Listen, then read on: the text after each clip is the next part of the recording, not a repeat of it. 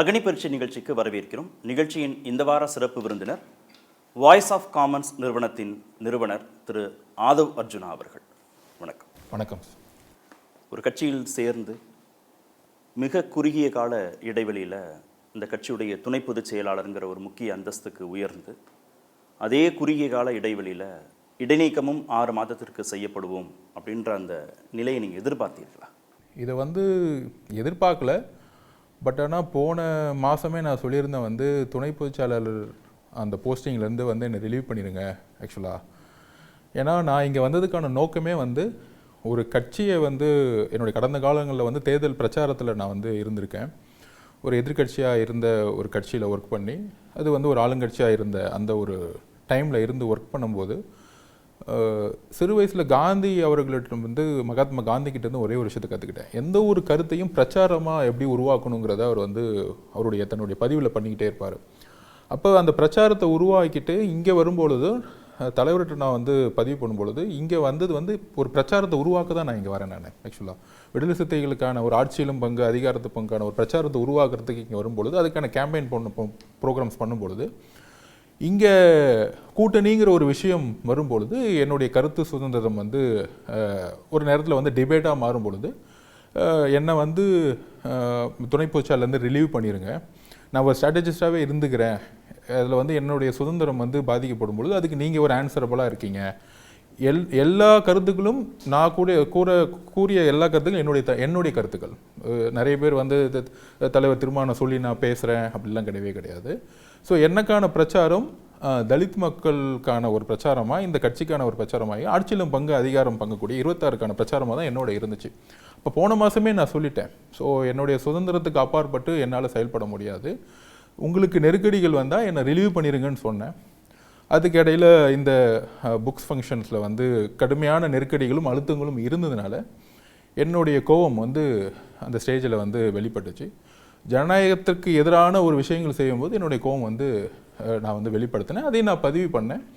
அவர் இந்த நீங்கள் சொன்ன மாதிரி திடீர்னு ஒரு டெப்டி ஜெனரல் செக்ரட்டரியாவில் 22 டிசம்பர்லேருந்தே கட்சியில் பல ப்ரோக்ராம்ஸை பண்ண பிறகு அப்படியே அந்த பயணத்தை ஆரம்பிக்கும் பொழுது ப்ரெசன்டேஷன் கொடுக்கும்போது உங்களுக்கு ஒரு போஸ்டிங் இருந்தால் நீங்கள் இன்னும் கட்சியில் பயணிக்க முடியுங்கிறதுக்காக தான் அவர் ஒரு சர்ப்ரைஸாக அந்த போஸ்டிங் என்னை அப்பாயின்மெண்ட் பண்ணார். என்கிட்ட கேட்கவே இல்லை, கூப்பிட்டாரு, இந்த பதவியில் இருன்னு சொன்னார். அதே மாதிரி இது தோழர்களோட முடிவோட தலைவர் ஒரு நெருக்கடி வரும்பொழுது இந்த முடிவு எடுத்தும்போது நான் ரெண்டுத்தையும் சமமாக தான் பார்க்குறேன். என்னுடைய பணி எப்பயுமே எனக்கான பணி என்னமோ அதை நான் செயல்படுவேன். நெருக்கடிக்கு யார் காரணம்னு நினைக்கிறீங்க? இல்லை, இந்த நெருக்கடிக்கான காரணங்கள் ஒரு 2 months அந்த மது ஒழிப்பு மாநாடை தொட்டு நாங்கள் ஒரு கேம்பெயின் பண்ண ஆரம்பித்தோம். அது ஒரு ஆளும் அரசுக்கு ஒரு பெரிய நெருக்கடி உருவாக்குச்சு ஆக்சுவலாக. அப்போ ஒரு இன்டர்வியூ கொடுக்க வேண்டிய சந்தர்ப்பம், அதாவது முதல்வர் அவர்கள் கூப்பிட்டு தலைவர் அவர்கள் அவருடைய வீட்டுக்கு போயிட்டு வெளியே வரத்துக்குள்ளே ஒரு மீடியா என்ன ப்ரொஜெக்ட் பண்ணுச்சுன்னா அவர் ஒரு அடிமையாயிட்டார், திருப்பி திமுக கிட்ட காம்ப்ரமைஸ் பண்ணிட்டாரு அப்படின்னு ஒரு மீடியா ப்ரொஜெக்ஷன் அவ்வளோ தூரம் நம்ம பண்ண கேம்பெயினை பொதுவாக அந்த கேம்பெயினை ஸ்டாப் பண்ணுறதுக்கு அந்த மாதிரி ஒரு மீடியா ப்ரொஜெக்ஷனில் எல்லோரும் பேச ஆரம்பித்தாங்க. ஸோ அதுக்கு ஆன்சர் பண்ணுறது தான் நான் ஒரு இன்டர்வியூ ஃபஸ்ட்டு கொடுக்குறேன். குறிப்பாக மத்திய அரசுக்கு ஏன் நீங்கள் தீர்மானம் நிறைவேற்றுறீங்க, அழுத்தம் கொடுக்குறீங்க அப்படின்னு கேட்டால், சட்டமன்றத்தில் அந்த சட்டமன்றத்தில் தமிழக அரசு தீர்மானம் நிறைவேற்றினா எல்லா கட்சிகளும் அந்த தீர்மானத்துக்கு ஆதரவு கொடுக்கணும். அதனால தான் நாங்கள் மத்திய அரசும் நாங்கள் உள்ளே சேர்க்குறோம். சட்டமன்றத்தில் தமிழக அரசு நிறைவேற்றிட்டா அது திமுக அரசுக்குமே ஒரு கொஸ்டினபிளாகும். இது எங்கள் காந்தி அவர்களுடைய பிரச்சாரம் மாதிரி நாங்கள் ஒரு கேம்பெயின் ப்ரோக்ராம் உருவாக்குறதுக்கு தான் இதை நாங்கள் செய்கிறோம். நாங்கள் ஆளுங்கட்சி கிடையாது, அமைச்சரவையில் கிடையாதுன்னு சொல்லும்போது தான் அன்றைக்கி என்னை பார்த்து கேட்ட ஒரு கொஸ்டின் உங்களுக்கு 2% தான் இருக்குது, ஆட்சியிலும் பங்கு கேட்குறதுக்கு உங்களுக்கு அதிகாரம் இருக்கா, உங்களால் முடியுமான்னு கேட்கும்போது நான் தரவுகளை நான் வெளிப்படுத்தினேன். தேர்தல் தரவுகள் ஒரு கட்சிக்கு 20 to 25% மேலே கிடையாது, கூட்டணிங்கிற ஒரு 15% சேர்த்து ஒரு கேம்பெயின் கான்செப்டை உருவாக்குறோம், மதவாதத்துக்கு எதிராக உருவாக்குறோம், ஒரு நல்ல கவர்னன்ஸ்க்காக இருக்கிறோம், ஊழலுக்கு எதிராக ஒரு விஷயத்தை உருவாக்கும் பொழுது மக்கள் 47-50% கொடுத்து நம்மளை 180 தொகுதி ஜெயிக்க வைக்கிறாங்க. ஸோ 1,40,00,000 இருக்கக்கூடிய தலித் மக்களில் 92 லட்சம் பேர் ஆதி திராவிட மக்கள் இருக்காங்க. இவர் ஜாதிக்கு அப்பாற்பட்டு செயல்பட்டாலும் அந்த மக்களுடைய ஒரே நம்பிக்கை இவர் தான். அப்போ வந்து எல்லாரும் தனித்தனியாக நின்னாலும் யாராலும் ஜெயிக்க முடியாது. அப்போ ஒரு 10% இருக்க ஒரு பார்ட்டி ஒரு ஆட்சியிலும் பங்கு அதிகாரத்திலும் பங்குங்கிற ஒரு பக்கத்தில் வந்து சந்திரபாபு நாயுடு அவர்கள் கான்செப்டை கிரியேட் பண்ணவன் 26 கான்செப்டை உருவாக்குறதுக்கான பிரச்சாரத்தை உருவாக்குங்கிறத நான் பதிவு பண்ணேன். இது எந்த கட்சிக்கு எதிரான ஒரு அழைப்பு கிடையாது. ஒரு விசிகேவை சேர்ந்த பிறகு விசிகே கட்சி வந்து ஆட்சியில் வரணும், ஒரு 5 மேயர் ஆகணும், எம்எல்ஏ 20 பேர் வாங்கணுங்கிற பிரச்சாரம் தான் என்னுடைய முக்கிய குறிக்கோளாக இருக்கும். அங்கே வந்த உடனே இமீடியட்டாக வந்து திமுகவில் ரியாக்ட் பண்ண ஆரம்பித்தாங்க. துணை பொதுச்செயலாளர் ராஜா அண்ணா வந்து கட்சியில் நீக்கம் பண்ணணுன்னே சொல்லி டிக்ளேர் பண்ணாங்க. ஸோ அன்றையிலிருந்தே நெருக்கடிகள் ஆரம்பிக்கப்பட்டது. நான் இந்த இடத்துலேருந்து கேம்பெயின் எப்படி பண்ணக்கூடாது, பண்ணாமல் எப்படி நிப்பாட்டலாம், அங்கேருந்து புத்தக விழா வந்து ஒரு ரீசனாக கொண்டு வந்து புத்தக விழாவுக்கு பல அழுத்தங்கள் வந்து ஒரு ஜனநாயக ரீதியாக செயல்படாத ஒரு கோவத்தில் தான் நான் வந்து அந்த நேரத்தில் வந்து ஸ்டேஜில் பேசினேன். நான் வந்து 24 நிமிஷம் பேசல, எந்த பேப்பரும் கிடையாது, எங்களுடைய மனசில் இருக்கிற விஷயத்த நான் வந்து பதிவு பண்ணிவிட்டு நான் வந்துட்டேன். நான் ஆட்சியிலும் பங்கு அதிகாரத்திலும் பங்கு, ஏன் திருமாவளவன் முதல்வராகக்கூடாது அப்படின்லாம் நீங்கள் கேட்குற போது கட்சி நலன் சார்ந்து திரு ஆதவர்ஜுனா பேசுகிறாருன்னு உங்களை அரவணைத்த திருமாவளவன் எந்த புள்ளியில் விடணும், கைவிட்டுறலாம் அப்படின்னு ஒரு இடத்துக்கு வர்றாரு? எது நகர்த்துது அந்த புள்ளி? தலைவரை பொறுத்த வரைக்கும் எந்த அழுத்தத்துக்கும் வந்து உட்பட மாட்டார். ஆனால் அவர் வந்து அந்த கான்செப்டை வந்து அவர் வந்து எல்லா ஆங்கிலையும் உள்வாங்குவார். அதாவது என்னுடைய கருத்தும் கேட்பார், திமுக பக்கத்தில் அவங்க என்ன எதிர்பார்க்குறாங்கிறத அதையும் பேசுவார். அதுக்கப்புறம் திமுக சார்ந்து இருக்கக்கூடிய கட்சி தோழர்களாகட்டும், ஒரு கட்சியில் எல்லாத்தோடைய ஆதரவாளர்களும் இருப்பாங்க ஆக்சுவலாக. அப்போ வந்து அவங்க வந்து சொல்லும் பொழுது 2 பேரும் சேர்ந்து ஒரு கூட்டணியை உருவாக்கும்னு சொல்லும்போது திருப்பி மீடியாவில் இருக்கவங்க எல்லாருமே இவருடைய உண்மைத்தன்மையை வந்து கொஸ்டின் கேட்குற மாதிரி ஆனோடனே அப்போ தான் அவர் சொன்ன வார்த்தை வந்து பார்ட்டியோடைய லீடர்ஷிப் கொஸ்டின் கேட்குற மாதிரி ஆயிடுது. அப்போ நான் என்னுடைய கருத்தை சொன்னேன். இதுவே கலைஞர் இருந்திருந்தா கலைஞர் வந்திருப்பார். இது வந்து ஒரு ஒரு ஒரு ஜனநாயகமாக எடுத்துக்கலாம். ஒரு சாதாரண புக் ரிலீஸாக ஒரு புக் ரிலீஸில் ஒரு கூட்டணி உருவாகுங்கிறது வந்து ஒரு அரசியலில் புதுசாக வந்தவங்களுக்கு கூட வந்து இது வந்து ஒரு இம்மெச்சூரிட்டின்னு சொல்லிட்டு போயிடுவாங்க, ஒரு முதிர்ச்சியற்ற தன்மை. அப்போ வந்து திருவண்ணாமலையில் அமைச்சர் வேலு அவர்களை பார்க்கும்போது அவருடைய கருத்தை சொல்கிறார், இல்லை நீங்கள் போனீங்கன்னா கூட்டணிக்கே வந்து ஒரு பிரச்சனை ஆகிடும் மாதிரி தெரியுது, நீங்கள் செல்லாதீங்க. அப்போ அவருடைய அழுத்தங்கிறதோட அவருடைய கருத்தை உள்வாங்குறார். அப்புறம் என் கருத்தை உள்வாங்குறார். அப்புறம் மீடியா வந்து எப்பயுமே அவர் சொல்லி அறிக்கையில் பார்த்தாலே தெரியும், அவரை மட்டுமே நோக்கி டார்கெட் பண்ணிகிட்டே இருக்குது. அவருடைய கிரெடிபிலிட்டியை லீடர்ஷிப்பை வந்து நோக்கி ஒரு டார்கெட் பண்ணிகிட்டே இருக்கு. அப்போ நான் அவர்கிட்ட எங்கே முரண்படுறேன் அப்படின்னா, நம்மக்கிட்ட உண்மையான ஒரு விஷயம் இருக்குது. இந்த புக்கை வந்து கடினமாக 18 மாதத்துக்கு மேலே உருவாக்கியிருக்கோம். நீங்களும் விஜய் அவர்கள் வரும்போது சொன்னால் நீங்களும் வரேன்னு சொல்லிட்டீங்க. அவருடைய அரசியல் பிரவேசங்கிறது அது அவருடைய கொள்கை மாற்றத்தில் இருக்கிறவங்க.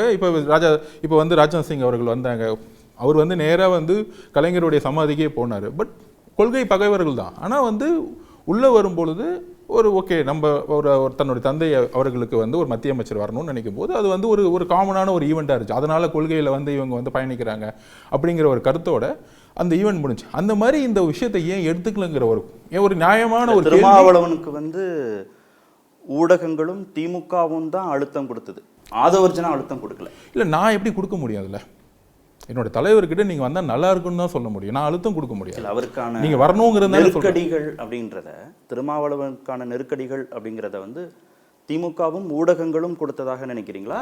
கண்டிப்பா ஆதவர்ஜுனா கொடுத்ததாக. ஆதவர்ஜுனா என்ன கொடுக்க முடியும்? இந்த ஈவெண்ட் முன்னாடியே ஃபிக்ஸ் ஆனது.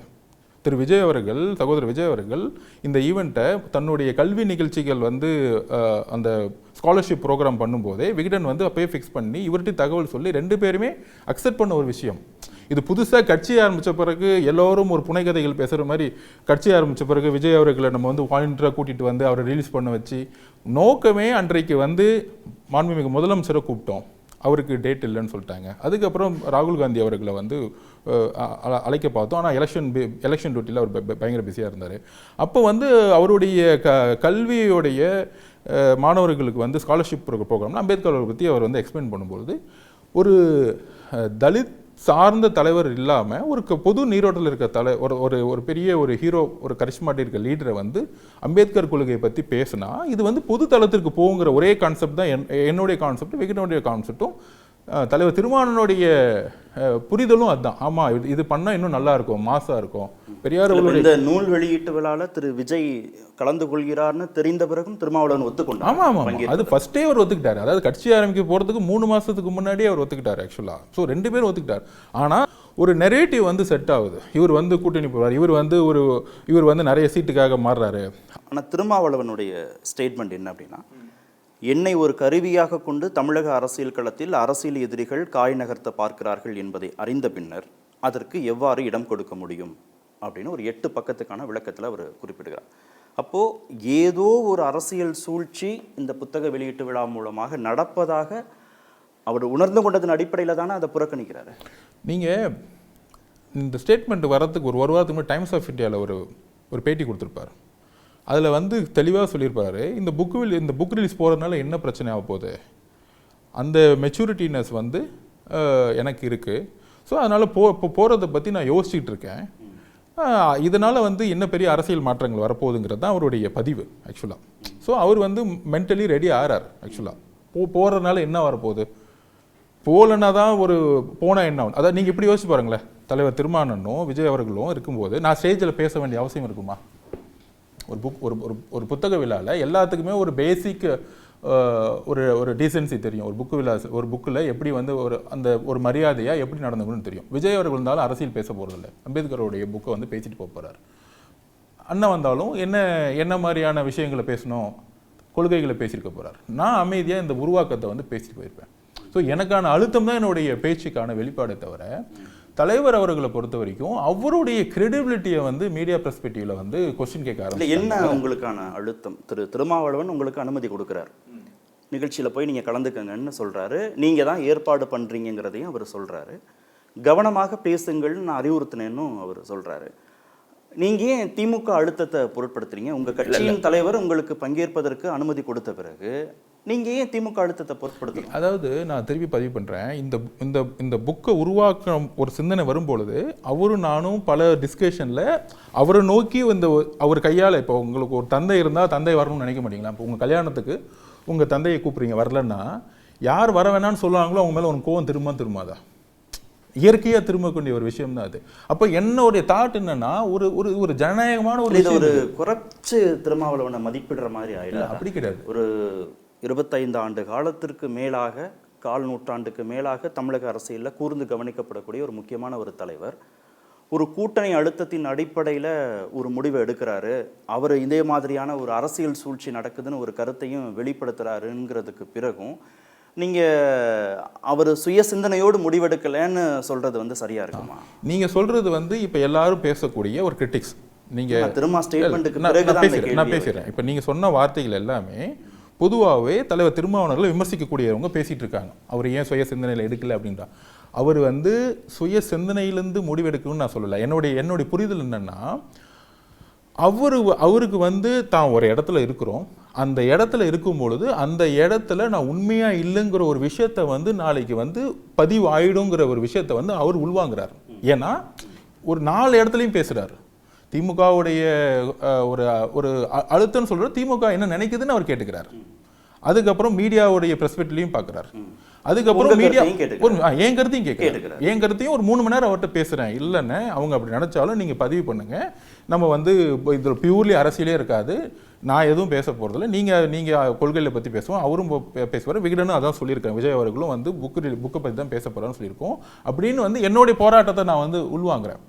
ஆனால் இந்த இடத்துல இப்படி ஒரு நெரேட்டிவ் செட் பண்ணி முடிச்சுட்டாங்க ஆக்சுவலாக. இல்லை இவர் போனால் இவர் வந்து ஒரு எகெயின்ஸ்டாக ஒரு அலைன்ஸுக்கு இருக்கிறாருங்கிற ஒரு நெரேட்டிவை ஒரு ஆல்மோஸ்ட் செட் பண்ணி முடிச்சுட்டாங்க. அங்கே ஒரு அழுத்தம்ங்கிறதோட அவங்களுடைய கருத்தும் வந்து டிஃப்ரெண்ட் ஒப்பீனியன் வந்துருச்சு. அவ்வளோதான். இது வேணாம் அப்படின்னு ஒரு முடிவு அவங்க எடுக்கும் பொழுது கொண்ட கொள்கையோட தன்னுடைய கிரெடிட், அதனால தான் அவர் சொல்லியிருப்பாரு, என்னுடைய லீடர்ஷிப் கிரெடிபிலிட்டி, நான் வந்து ஒரு 6 சீட்டுக்கு போகிறவனோ 2 அமைச்சர் போஸ்ட்டு போகிறவனோ கிடையாது.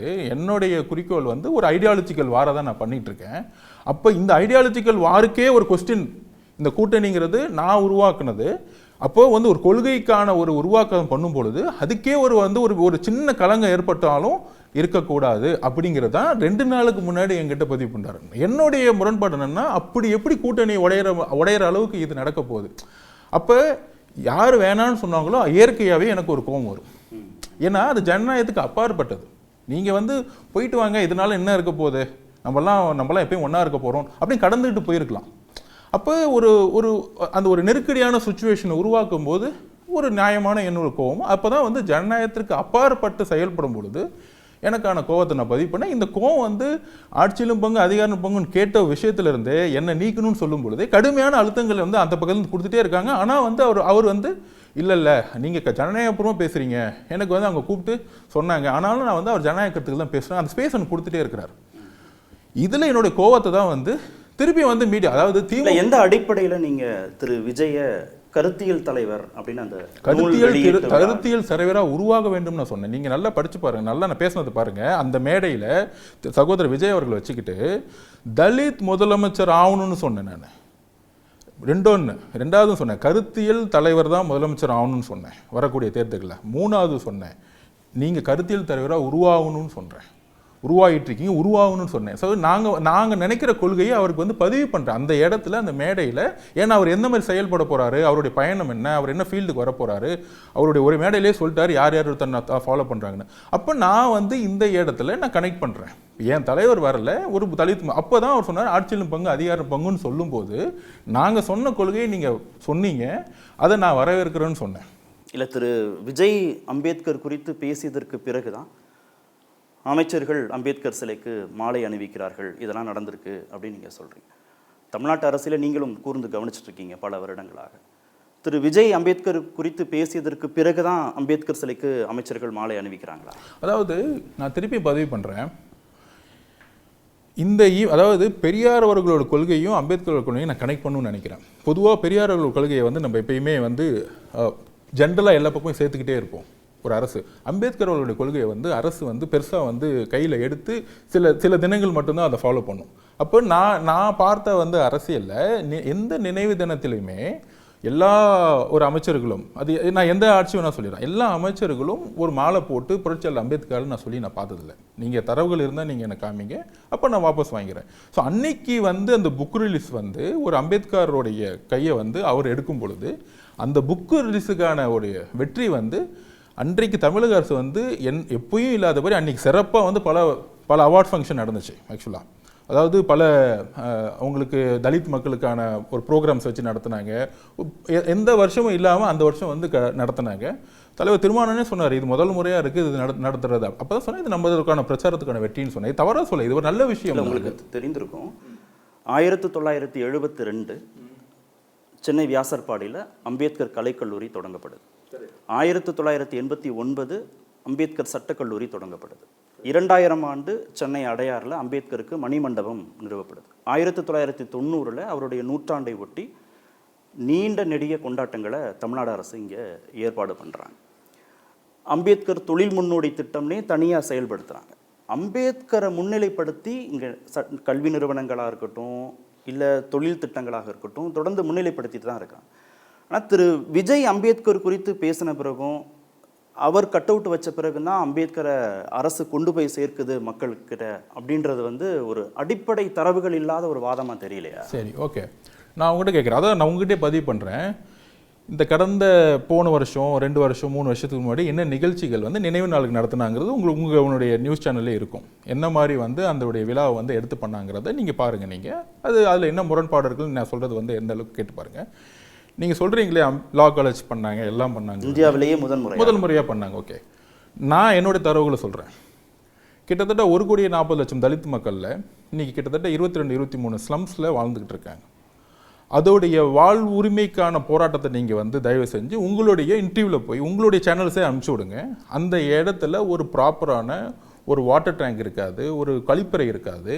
மக்கள் வந்து பார்த்திங்கன்னா குடிசையோட மோசமான ஒரு ஓலைப்பாயில் இருந்துட்டு இருப்பாங்க. ஆக்சுவலாக எந்த அளவுக்கு தலித் மக்களுடைய இருப்பிடத்தோட மாற்றத்துக்கு முயற்சி பண்ணியிருக்கிறாங்க அந்த டேட்டாவை பார்த்து எடுத்தோன்னா எதுவுமே இருந்திருக்காது. நீங்கள் சொல்கிற மாதிரி தொழில் முறைகளுக்கான எத்தனை கோடி அது செலவாகி எத்தனை தொழிலதிபர்களை நீங்கள் தலித்தை பார்க்க முடியும் தமிழ்நாட்டில். நீங்கள் தலித்துக்கான போராட்டம் என்ன தெரியுங்களா? முதல்ல இப்போ நான் ஒரு ஏழையாக இருந்தேன், நான் ஒர்க் பண்ணேன், பணக்காரன் ஆகலாம். இங்கே ஏழையாக இருக்கிறது மட்டும் பிரச்சனை இல்லை. ஒரு தொழிலை தொடங்குறது கூட முடியாது. நீங்கள் ஒரு தலிதா இருந்தால் ஒரு தெருவு விட்டு நீங்கள் வெளியே வர முடியாது. ஆதிக்க சாதி, ஒடுக்கப்பட்ட சாதி அப்படின்னு மனப்பான்மை சார்ந்த மாற்றங்கள் வரணுன்றது இன்னொரு புறம். சாதி ஒழிப்பு திட்டங்களாக பெரியார் நினைவு சமத்துவபுரம் தமிழ்நாடு அரசு இங்கே உருவாக்கியிருக்கிறாங்க. கலப்பு திருமணம் பண்ணிங்கன்னா 50,000 ரூபாய் அவங்களுக்கு உதவித்தொகை கொடுக்குறாங்க. நீங்கள் அனைவரும் அனைத்து சாதியினரும் அர்ச்சகராகலாம் திட்டத்தை கொண்டு வந்து அவங்க எல்லாரும் சமம்ங்கிறத கொண்டு வந்து அதற்கான முனைப்போடு செயல்படுத்தி கொடுத்துருக்குறாங்க. இப்படி நீங்கள் சுயமரியாதை திருமணத்தை ஊக்குவிக்கிறாங்க. இப்படி ஒரு புறம் நிர்வாக ரீதியாக ஒரு அரசு என்ன செய்யணும் சாதியை ஒழிப்பதற்குன்னு நடவடிக்கை எடுக்கணும். இன்னொரு புறத்தில் நீங்களே குறிப்பிட்டது மாதிரி 2000 ஆண்டுகளாக இருக்கக்கூடிய சாதியை மனதளவில் ஒழிக்கிறதுங்கிறது ஒவ்வொரு குடிமகனுக்கான அடிப்படை கடமைகள். இதை நீங்கள் ரெண்டையும் ஒரு புள்ளியில் இணைக்கிறதுனால இந்த சிக்கல் வருது. நீங்கள் உங்கள் பாயிண்ட்டுக்கே வரேன். நான் சாதியை ஒழிக்கிறதுக்கான உதவி திட்டங்களை கொடுத்துருக்கீங்க. நீங்கள் சொல்கிறது உதவி திட்டங்கள். நீ இதை பண்ணால் உனக்கு ஒரு 50,000 கிடைக்கும். அது பேர் உதவி திட்டங்கள். சாதியை அழித்து ஒழிக்கிறதுக்கான திட்டம் கிடையாது. சாதி எங்கே அழிக்கணும்னா, நீங்கள் ஒரு எலெக்ஷன் கேம்பெயினில் நான் பங்கெடுத்திருக்கேன். ஒரு எலெக்ஷன் வரும்பொழுது ஊழல் இல்லாத ஒரு அரசை உருவாக்கும் பொழுது நான் பெரும்பாலும் ஒரு 70% மக்கள் ஜாதியின் அடிப்படையில் வந்து பெருசாக வந்து ஓட்டு போட்டு இந்த இடத்துல ஜெயிக்க வைக்கணும்னு வைக்கிறதோட ஒரு பெரிய தலைவரை பார்க்குறாங்க. மேடம் ஜெயலலிதா மேடம், இந்த பக்கம் வந்து ஸ்டாலின் சார், இந்த பக்கம் ஒரு தலைவரை வந்து பார்த்து ஒரு கட்சி. ஆனால் கட்சி ரீதியான அரசியல் என்ன பிரச்சனைன்னு சொல்லிடுறேன். ஒவ்வொரு எம்எல்ஏ உருவாக்கும் பொழுதும் 70 to 80% எம்எல்ஏஸ் வந்து ஜாதியின் அடிப்படையில் தான் கேண்டிடேட் ஆக்கப்படுறாங்க. இதை நீங்கள் மறுக்க முடியுமா? உங்க மனசாட்சி சொல்லிட்டு நீங்க ஒரு நிருபரா இருக்கீங்க, மறுக்க முடியுமா? தேர்தல் அரசியல்ல வெற்றி ரொம்ப முக்கியம் கட்சிகளுக்கு. சோ அப்ப நீங்க ஜாதி வந்து சூஸ் பண்ணி வெற்றி பண்ணனும்னு நினைக்கிறீங்க. தேர்தல் அரசியல்ல அதாவது நீங்க கேட்ட क्वेश्चनலயே தேர்தல் அரசியல்ல வெற்றி முக்கியம்ங்கறீங்க. அப்ப நீங்க வந்து ஜாதியோட அடிப்படையில் வேட்பாளர்கள் வந்து நம்ம வெற்றி பெறணும்னா முடிவு பண்ணணும்ங்கறீங்க. நான் அதுதான் சொல்ல வரேன். அதை நியாயப்படுத்தவே இல்ல நான் சொல்றேன். நீங்க நியாயப்படுத்துறீங்க இல்ல, அதான் நடந்துட்டு இருக்குங்க. நடக்கல நினைக்கிறீங்க. அது யாருமே மறுக்கல. நீங்க சொல்றது நடந்துட்டு இருக்கு. பெரும்பான்மை சாதி இருக்கக்கூடிய இடங்கள்ல பெரும்பான்மை சாதியை சேர்ந்தவங்களை தான் வேட்பாளர்களாக கட்சிகள் நிறுத்துறாங்க. இது எல்லா கட்சிக்கும் பொருந்தது. ஏன்னா அவங்களுக்கு இறுதியாக தேர்தல் வெற்றிங்கிறது ரொம்ப முக்கியம். நீங்க ஒரு பாலிசி டெசிஷன் எடுக்கணும்னா ஆட்சி அதிகாரத்துக்கு வரணும். ஆட்சி அதிகாரத்துக்கு வருவதற்கு நீங்க தேர்தல் வெற்றி ரொம்ப முக்கியங்கிற அடிப்படையில் அந்த முடிவுகளை அவங்க எடுக்கிறாங்க. அது நியாயம்னு இங்கே யாரும் நியாயப்படுத்தவே இல்லை. ஆனால் அந்த இலக்கை நோக்கி தமிழ்நாடு பக்கத்தில் இருக்கக்கூடிய மாநிலங்களை காட்டிலும் வட மாநிலங்களை காட்டிலும் கொஞ்சமாவது முன் நகர்ந்திருக்குங்கிறத திரு ஆதவர்ஜனா ஏத்துக்கிறாரா இல்லையாங்கிறதான பிரதான ஜாதியோடைய பெயர் போடலங்கிறதுக்காக அதை நான் ஒத்துக்கிறேன். ஜாதியோடைய பெயர் போடாம இன்னைக்கு வந்து ஒரு ஜீவோ பாஸ் ஆகி எல்லோரும் அந்த ஜாதியை பெயர் போட்டா தவறுங்கிற ஒரு மனநிலையை உருவாக்கி இருக்கோங்கிறோம். அதை நான் ஒத்துக்கிறேன். ஆனால் தேர்தல் அரசியல்ல ஜாதியின் அடிப்படையில தான் 70% 80% மக்கள் டிசைட் பண்றாங்க. நான் அதான் ஏன் தப்புன்னு நான் சொல்ல வரேன். நான் பேசிடுறேன்.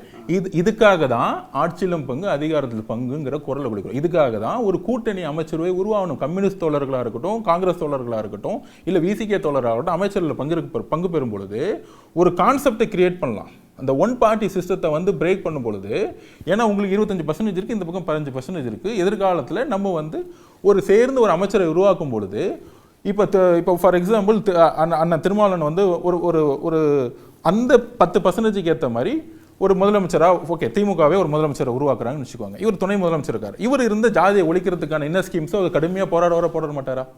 அப்போ இந்த ஒரு புது சிஸ்டத்தை உருவாக்கணும்னு நினைக்கிறோம். அதுக்கு தான் ஆட்சியிலும் பங்கு அதிகாரத்தில் பங்கு வேணுங்கிற ஒரு கேம்பெயினை வந்து நம்ம உருவாக்கணும் ஆக்சுவலா. ஸோ நீங்க சொல்ற மாதிரி தமிழக அரசியல சாதி ஒழிப்பு திட்டங்கள்னு பட்டியல் போட்டேன் இல்லையா? ஒழிப்பு திட்டங்கள், உதவி பெறும் திட்டங்கள், ஒழிப்பு நீ ஒழிக்கல, ஒழிச்சாதானே வந்து நீங்க எங்க ஒளிஞ்சிச்சு? ஒழிப்பு திட்டங்கள் பெயர் அளவில் இருக்கு. இந்த திட்டங்கள் எல்லாத்தையும் இந்த திட்டங்கள் வந்து தமிழ்நாட்டில் தலித் முதல்வர்களாக இல்லாதவர்கள் தான் இதெல்லாம் சாத்தியப்படுத்தி. இல்ல நான் சொல்றேன், ஒரு ஒபாமா எப்படி பிரசிடென்ட் ஆனா 40 வருஷத்துக்கு முன்னாடி நிறத்தின் அடிப்பில் ஒரு தெருவுக்குள்ள கூட போக முடியாது. அவர் எப்படி பிரசிடென்ட் ஆனாரு? அரசியல் சூழ்நிலைகளும் அரசியல் சூழ்நிலையும் மனசோடைய பக்குவத்தை மாத்திட்டாங்க. நீ ஒரு எம்எல்ஏ மாறாம எப்படி வந்து ஜாதி ஒழிக்க முடியும்? இப்போ ஒரு எம்எல்ஏ என்ன பண்ணுவாரு? லோக்கல் எஸ்பி எனக்கு வேணும்னு சொல்லுவார். அந்த எஸ்பி அவரோட இப்போ வேங்கவேல் பிரச்சனை. ஒரு சின்ன கிளாரிட்டி நீங்க கொடுங்க. இப்போ தலித் முதல்வர்களாக தமிழ்நாட்டில் யாரும் இல்லை. அதனால தலித்தருடைய வாழ்நிலை உயரலை அப்படின்ற ஆதங்கம் உங்களுக்கு இருக்கு. ஆனால் நான் இங்கே சொன்ன சாதி ஒழிப்புக்கான திட்டங்களோ, பட்டியலின மக்களுக்கான மேம்பாட்டு திட்டங்களோ, அருந்ததியருக்கான உள் ஒதுக்கீடு திட்டங்களோ எல்லாவற்றையுமே தலித் முதல்வர்கள் இல்லாதவங்க தான் இதெல்லாம் சாத்தியப்படுத்தியிருக்காங்க. அப்படியே நீங்கள் நேராக உத்தரப்பிரதேசத்துக்கு போங்க. ஒரு தலித் முதல்வராக மாயாவதி இருந்தாங்க. அங்கே தமிழ்நாட்டில் சாதி ஒழிப்புக்காகவோ பட்டியலின மக்களுடைய மேம்பாட்டுக்காகவோ செய்யப்பட்ட திட்டங்கள் தலித் முதல்வர் இருந்த மாயாவதி காலத்தில் செய்யப்பட்ட திட்டங்களை ஒப்பிடுங்க. நீங்கள் அப்படி அந்த புள்ளிக்கு தானே நீங்கள் வர்றீங்க. ஒப்பீட்டளவில் எங்கே சிறப்பாக இருக்குன்னு நீங்கள் சொல்லுங்கள். இதை அக்செப்ட் பண்ணிக்குவாங்க. அட்லீஸ்ட் அந்த ஊரில் யூபியில் ஒரு தலித்த முதலமைச்சர் ஆக்குனாங்களே, ஒரு முதலமைச்சர் வந்த பிறகு என்ன செஞ்சாங்கிறது தனிப்பட்ட விஷயம், அதை விட்டுருங்க. நீங்கள் இங்கே அதுவே கொஸ்டினாக இருக்குங்கிறேன். ஒருத்தர் ஆன பிறகு அவங்க என்ன திட்டம் செஞ்சாங்க, என்ன ஃபெயிலியர் ஆச்சுங்கிறது நம்ம நெக்ஸ்ட் கொஸ்டின் போயிடலாம். அவங்க மாயாவதி வந்து ஆட்சியிலும் பங்கு அதிகாரத்திலும் பங்குன்னு எந்த கட்சிட்டையும் அவங்க கேட்கல. நாங்களும் கேட்கல. கூட்டணி வைக்கக்கூடிய கட்சிகளுக்கு அவங்க ஒரு கூட்டணி வைக்கக்கூடிய கட்சிகளுக்கு அவங்க நிர்பந்தம் கொடுக்கல. நீங்க இத்தனை இடங்கள் நாங்க பெற்றிருக்கிறோம், அதுக்கு தகுந்த மாதிரி நீங்க துணை முதல்வர் கொடுங்கன்னு அவங்க கேட்கல. அவங்களுடைய கட்சி, அவங்களுடைய உழைப்பு, அவங்களுடைய வாக்கு சதவீதம் உயர்த்துதல், அதன் அடிப்படையில் அவங்க முதல்வர் ஆகுறாங்க. அதோட நீங்க இங்க இருக்கக்கூடிய சூழலை எப்படி ஒப்பிட்டு பார்ப்பீங்க? சொல்லிடுறேன். மேடம் மாயாவதி மேடம் வந்து கூட்டணி மூலமா தான் முதலமைச்சர் ஆனாங்க. நம்பர் 1 உங்களுக்கு தெளிவு பண்ணிடுறேன். தனிப்பட்ட முறையில் அவங்க வந்து முதலமைச்சர். வாக்கு சதவீதம் அவங்களுக்கு தானே. நான் பேசி முடிச்சிடுறேன். ஸோ அதை தான் நான் கம்பேர் பண்ணும்போது திரு கன்ஷிராம் மாதிரி அவர்கள் மாதிரி நான் இங்கே வந்து தலைவர் திருமாவர்களை நான் பார்க்குறேன். நான் இங்கே கன்ஷிராம் மாதிரி ஒரு கான்செப்டை வந்து இவர் உருவாக்கி வச்சுட்டார். அப்போ நான் வந்து தரவுகளை மட்டும் சொல்லிடுறேன். இது வந்து என்னுடைய கருத்தியல். இந்த கருத்தியல் வந்து தவறுன்னு வந்து நீங்க நினைச்சிருக்கலாம். யாருமே சொல்லல உங்க கருத்து தவறு, ஆட்சியிலும் பங்கு அதிகாரத்திலும் பங்கு யாரும் வச்ச கோரிக்கையாவே தலித் முதல்வர் ஆகணும்ன்றத வந்து இங்க யாரும் வந்து விரும்பாம இல்லை. ஆனா அதெல்லாம் கேட்கக்கூடிய திறனாக எது தேர்வு செய்யும்னா வாக்கு வங்கி தானே தேர்வு செய்ய போகுது, அதுதானே முடிவு. அப்ப அந்த வாக்கு வங்கிக்கு நான் உங்களுக்கு கிளாரிட்டி கொடுத்துட்றேன். இப்போ நீங்க வாக்கு வங்கின்னு கேட்டுட்டீங்க. தமிழ்நாட்டில் நீங்க ஆட்சி பெறணும் 47% மினிமம், 45% நம்ம கிராஸ் பண்ணணும். அதாவது மூணு வே ஆஃப் எலெக்ஷன் இருந்துச்சுன்னா, 3 கூட்டணியாக பிரிஞ்சிருச்சுன்னா, அப்போ 20-25% திமுகவுக்கு எப்பயுமே இருக்குன்னு வச்சுக்கோங்க. அதை விட்டுக்குவாங்க. தோழர் அண்ணன் திருமாவளவனுடைய வாக்கு சதவீதம் தனியாக நிற்காதனால ஒரு சேர்ந்து ஒரு கான்செப்டை வந்து உருவாக்குறோம். திருப்பி சொன்ன மாதிரி தான் மதவாதத்துக்கு எதிராக ஒரு விஷயத்தை உருவாக்குறோம். பிஜேபியும் அதிமுக ஒன்றா இருந்தாங்க. அப்போ பிஜேபி இருந்தனால அதிமுக -10% அங்கே. அதனால தான் அவர் வந்து அதிமுகவுக்கு வந்து பெரிய ஸ்ட்ரகிள் இருந்துச்சு. ஸோ இப்போ பிஜேபி தனியாக இருக்குது, அதிமுக தனியாக நிற்குது. 26 காலம் வந்து எப்படி வேணால் ஓப்பன் ஆக போகுது. அப்போ வந்து இங்கே இருக்கிற சுச்சுவேஷனை சொல்லிடுறேன். எல்லா தரவுகளையும் நான் வந்து எடுத்து போட்டேன், ஏன்னா அங்கே இருந்ததுனால தரவுகளை சொல்கிறேன் நான். அப்போ 25% இருக்கிற திமுகவுக்கு இந்த 15% இல்லாமல் ஜெயிக்க முடியாது. திருமாவளவன் ஒரு தேர்தலில் 2 தேர்தலில் தனித்து போட்டியிட்டு திரு பவன் கல்யாண் மாதிரி இதுதான் என்னுடைய வாக்கு சதவீதம் நான் ரிவர்ஸா உங்களை கேட்கிறேன். திரு உதயநிதி அவர்களை எந்த அலைன்ஸ் இல்லாம தனித்து போட்டிட்டு அவருடைய பிரச்சாரம் மூலமா 125 தொகுதி தாண்ட சொல்லுங்க பார்ப்போம். அது ஏன் வந்து கொஸ்டின் இங்க மட்டும் வருது? உங்ககிட்ட கேட்கும்போது அந்த கேள்வியை நம்ம கேட்கிறோம். இல்ல நான் இந்த கொஸ்டின் கேட்கிறேன். இங்க வருங்க, உங்ககிட்ட கேட்கும்போது அந்த கேள்வியை தான் கேட்க. தமிழ்நாட்டோட சூழ்நிலைகளை நான் பதிவு பண்ணிடுறேன். தமிழ்நாட்டில் அறிஞர் அண்ணா காலத்துல இருந்து கூட்டணியை உருவாக்கி தான் வந்து முதலமைச்சராக இருக்கிறாங்க. நீங்க ஜெயிச்ச பிறகு நாங்க பெரிய கட்சி, நீங்க சொன்ன சின்ன கட்சின்னு வந்து சொல்லக்கூடிய மனப்பான்மை தான் நான் தவறுன்னு வந்து பதிவு பண்ணிட்டு இருக்கேன் ஆரம்பத்துல இருந்து. ஸோ அப்போ வந்து 40-50 லட்சம் ஓட்டு உங்களை ஆதி திராவிட மக்களுடைய சிங்கிள் லீடராக இருக்கிற. அப்போனா நான் கிளைம் பண்ணுவேன் விசிகேக்கு 10% ஓட் பேங்க் இருக்கு. இதுதான் என்னோட மாவட்ட செயலர் மீட்டிங்ல நான் கிளைம் பண்றேன். நீங்க நிமிர்ந்து நில்லுங்க. Numbers will decide. நான் ஃபைட் வந்து திமுக கூட எனக்கு கிடையாது, நம்ம நிமிர்ந்து நிற்போம். ஆனால் உங்களுடைய விமர்சனங்கள் மேடை பேச்சுக்கள் எல்லாமே நேரடியாக திமுக நோக்கியும் திரு உதயநிதி என்னோட விமர்சனம் ஏதாச்சும் சொல்லுங்க. நீங்க நான் வந்து ஏர் ஷோல மன்னராட்சியை அகற்றணும், ஊழல் குறித்து பேசணும். 4 வருடங்களுக்கு முன்பாக திரைத்துறையிலிருந்து வந்த ஒருவர் துணை முதல்வராகும் போது ஏன் திரும்ப ஆகக்கூடாது? இது எல்லாமே திமுக நோக்கியும் திரு உதயநிதி நோக்கியும் தானே இருக்கு. ஓகே, நீங்க அந்த சொன்ன வார்த்தையை மட்டும் புரிஞ்சுக்கிட்டீங்க.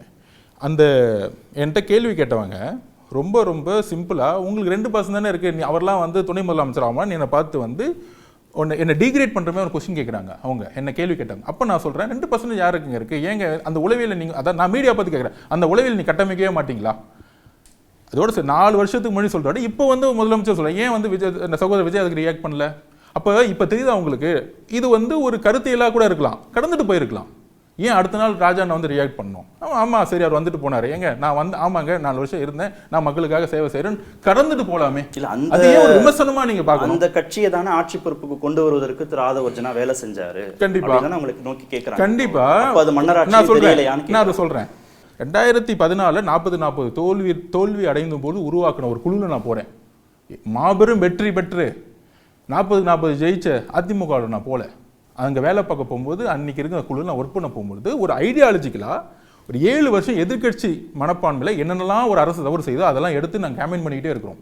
ஆனால் வந்த பிறகு நான் வேலை முடிச்சுட்டு வெளியே வந்த பிறகு 2 வருஷம் அமைதியாக இருக்கும்போது என்ன எதிர்க்கட்சியாக இருந்து என்னெல்லாம் பேசணுமோ அதே விஷயங்கள் இந்த அரசில் நடக்கும் பொழுது நான் அமைதியாக வெளியே வந்துட்டு இந்த கட்சிக்கு தேவையான ஒரு கேம்பெயின் ப்ரோக்ராம் வந்துட்டேன்.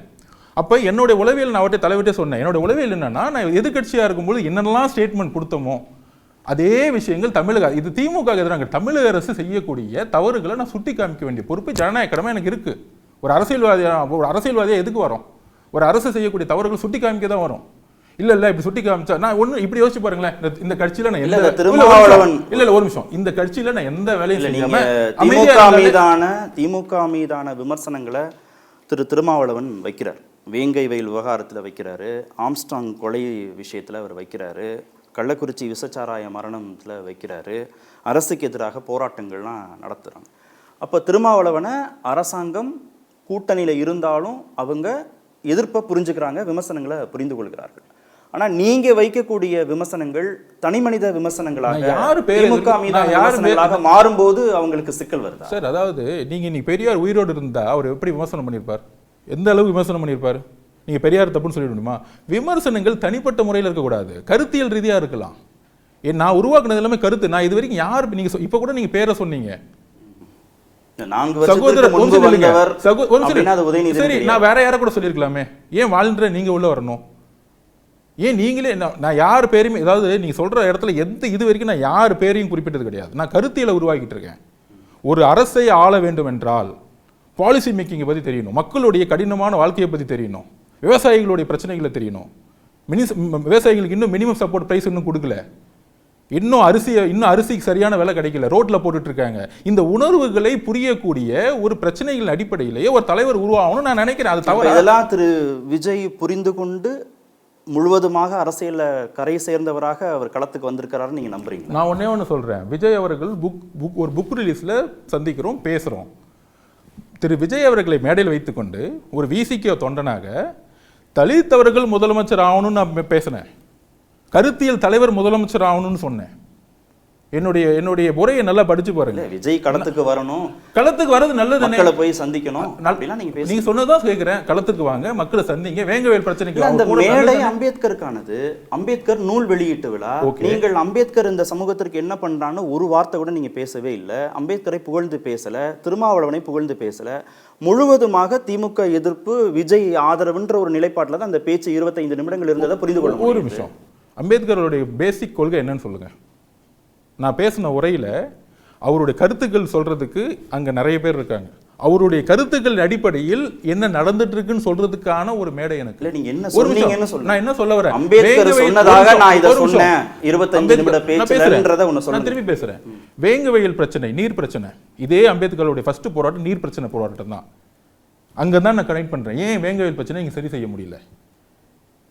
அடுத்த எலக்ட்ரல் சிஸ்டத்தை கொஸ்டின் ரைஸ் பண்றேன். மத பெரும்பான்மை இதை பேசுறோம், ஆனா தேர்தல் அரசியல நீங்க அம்பேத்கரோட மெயின் பிரின்சிபல் தான். தேர்தல் அரசியல முத கேண்டிடேட்ஸை தூக்குங்க, அதை நான் பேசுறாங்க. ஏன் பேசல? இந்த புக்கு விழாவுக்கு ஒரு தடுப்பாணை போடும் பொழுது இது ஜனநாயக ரீதியான மன்னர் பரம்பரைக்கான மனநிலைன்னு சொல்றேன். ஆட்சி அதிகாரத்தில் பங்குன்னு கேட்டா என்ன துணை பொதுச்செயலாளர் தூக்குங்கிறாரு ஒருத்தர் அதுவும் மன்னர் பரம்பரைக்கான மனநிலை நான் இன்னைக்கு பதிவு பண்றேன். இல்ல, மன்னர் பரம்பரை குடும்ப அரசியலுடைய நீட்சினா அது திரு விஜய்க்கும் பொருந்தும், திரு ஆதவர்ஜனாவுக்கும் பொருந்தும்ல. திரு விஜய் அவங்க அப்பாவுடைய சார்பு நிலையில இருந்து தான் அவர் திரைத்துறைக்கு வராரு, தகுதியின் அடிப்படையில் அவர் உச்சத்துக்கு போறாரு. திரு ஆதவர்ஜனா உங்களுடைய மாமனாருடைய சப்போர்ட்ல நீங்க பொருளாதார ரீதியாக முன்னேறுகிறீர்கள், நீங்க இந்த அளவுக்கு உச்சத்துக்கு வர முடியும். இங்க சார்பு நிலைங்கிறது திரு உதயநிதிக்கு மட்டும் தானா, திரு விஜய்க்கோ திரு ஆதவர்ஜனாவுக்கோ பொருந்தாது? நான் திருப்பி சொல்றேன், ஒரு தொழிலை நீங்க அந்த இடத்துல மேல வரத்துக்கும் ஒரு ஆட்சி அதிகாரத்தினுடைய தலைமைக்கும் வித்தியாசம் எக்கச்சக்கமா இருக்கு. தொழிலையும் அரசியலையும் நீங்க ஒண்ணா நேர்கோட்டில் பாக்குறீங்களா? நீங்க அங்கிருந்து வந்தீங்க 2 பேரும், இங்கிருந்து வேணா வரட்டும். ஒரு தொழிலதிபரா இருக்கலாம். நான் இங்க பாருங்க, அதாவது நான் திருப்பி ஆரம்பத்துல பதிவிட்டேன், என்னுடைய மாமனாருக்கும் என்னோட தொழிலுக்கும் சம்மந்தம் இல்லைன்னு சொல்லிட்டேன். அவர் பணக்காரர். இன்னைக்கு என் அக்கௌண்ட்ல எவ்வளவு இருக்குன்னு எனக்கு மட்டும் தான் தெரியும். நீங்க எல்லாரும் சொல்ற மாதிரி அவர்கிட்ட 3000 கோடி இருக்கு, 2000 கோடி இருக்கு, 100 கோடி இருக்கு. நான் எல்லா தொழிலும் ரிசைன் பண்ணிட்டு அரசியலுக்கு வரணும்னு சொல்லிட்டு 1 வருஷத்துக்கு முன்னாடி வெளியே வந்துட்டேன். எந்த தொழிலும் எனக்கு சம்பந்தம் கிடையாது. அரசியலையும் தொழிலையும் நீ கம்பேர் பண்ண வேண்டிய அவசியம் கனெக்ட் இல்லைன்னு பண்ணணும்ன்றா. தொழில்ல நீங்க பணம் சம்பாதிக்கிறீங்க, தொழில்ல பிரபலியம் அடைகிறீங்க, தொழில்ல விஜய் பணம் சம்பாதிக்கிறாரு, தொழில்ல விஜய் பிரபலியம் அடைகிறாரு, அதை மூலதனமாக ஆக்கணும்னு அரசியலுக்கு உள்ளே வருகிறார்கள். அது மக்கள் தான் முடிவு பண்ணணும். உதயநிதிக்கும் பொருந்தும். இல்ல இல்ல ஒரு நிமிஷம் இல்லைங்க, அது உதயநிதிக்கும் பொருந்தும். உதயநிதி இந்த மாநிலத்தின் முதல்வராக ஆக வேண்டாம், உதயநிதி இந்த மாநிலத்துடைய சட்டமன்ற உறுப்பினராக ஆக வேண்டாம், உதயநிதி இந்த மாநிலத்தின் நாடாளுமன்ற உறுப்பினராக ஆக வேணான்னு மக்கள் முடிவு பண்ணணும்னு நீங்க சொல்றீங்க இல்லையா? உதயநிதிக்கும் பொருந்தும், விஜய்க்கும் பொருந்தும், ஆதவ் அர்ஜுனாவுக்கும் பொருந்தும். ஆனா நீங்க அவரை ஒரு குடும்ப பின்னணி சார்ந்தவராக, குடும்ப அரசியலின் நீட்சியாக, ஒரு மன்னராட்சியின் நீட்சியாக நீங்க அவரை பாக்குறீங்க. ஆனா தந்தையின் செல்வாக்கு மூலமாக உயர்ந்த விஜய, மாமனாரின் செல்வாக்கு மூலமாக உயர்ந்த ஆதவ் அர்ஜுனாவை மிஸ்டர் கிளீன் இமேஜுக்குள்ள கொண்டு போறீங்க. ஒரு நிமிஷம். விஜய் அவர்கள் ஒரு நடிகர் அப்படின்னு நீங்க ஒரு உச்சபட்ச நடிகர், கோடிகளில் சம்பாதிக்கும் நடிகர். மக்கள் அரசியலுடைய சப்ஜெக்டையும் நீங்க சினிமாவையும் கனெக்ட் பண்ணவே முடியாது. சினிமா இவ்வளவு தூரம் சொன்ன பிறகு இல்ல நீங்க ரஜினி அரசியலுக்கு வரணும்னு நினைச்சது சினிமாவில் அவர் அடைஞ்ச பிரபலியம் தவறு. பவன் கல்யாண் அரசியலுக்குள்ள வரணும்னு நினைச்சது அவர் அடைஞ்ச பிரபலியம். சிரஞ்சீவி அரசியலுக்குள்ள வரணும்னு நினைச்சது அவர் சினிமாவில் அடைஞ்ச பிரபலியம். எம்ஜிஆர் அரசியலுக்குள்ள வந்தது சினிமாவில் அடைஞ்ச பிரபலியத்தின் மூலமாக. ஜெயலலிதாவுக்கும் அது பொருந்தும், என்டிஆருக்கும் அது பொருந்தும், விஜய்க்கும் பொருந்தும். நான் பேசிக்கிறேன். இப்போ எம்ஜிஆர் பற்றி நீங்கள் பேசுனீங்க. 1954 அவர் திமுக சேர்ந்துட்டார். அவருடைய பிரச்சாரம் வந்து அண்ணா காலத்திலிருந்து அவருடைய பிரச்சாரம் முதல்வராக உயர்ந்ததுக்கு பிரபலியம் முக்கியம். இல்ல எலெக்ஷனுடைய எல்லா ஸ்ட்ராட்டஜியும் எம்ஜிஆர் இருந்திருக்காரு. திடீர்னு வந்து கட்சி ஆரம்பிக்கல. விஜய் அவர்கள் என்ன பயணம் செய்ய போனாருன்னு யாருக்கும் தெரியாது, எனக்குமே தெரியாது.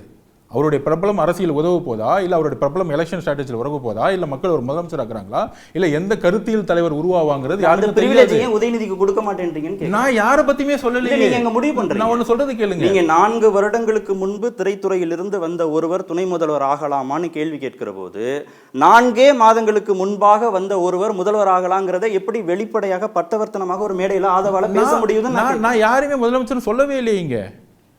நீங்க அந்த வீடியோ நல்லா பாருங்க. நீங்க போட்டு கேளுங்க. திரு விஜய் அவர்களை நான் முதலமைச்சர் குறித்து நீங்க போட்டு கேளுங்க. ஒரு தலித் அவர்கள் முதலமைச்சர் ஆகணும், ஒரு கருத்தியல் தலைவர் முதலமைச்சர் ஆகணும்னு சொன்ன யாருமே விஜய் தலித் தலைவர் நீங்க தான் சொன்னீங்க. கருத்தியல் தலைவராக உருவாக வேண்டும், உருவாகி ஆட்சி பொறுப்பு அகற்றணும்ன்றீங்க. உருவாக வேண்டும், ஆட்சி பொறுப்புல அகற்றணும்னு சொல்றதுக்கு கூட்டணி சேரலாம், நிறைய பேர் சேரலாம், அதுல அவர் ஒரு பங்கா இருக்கலாம்.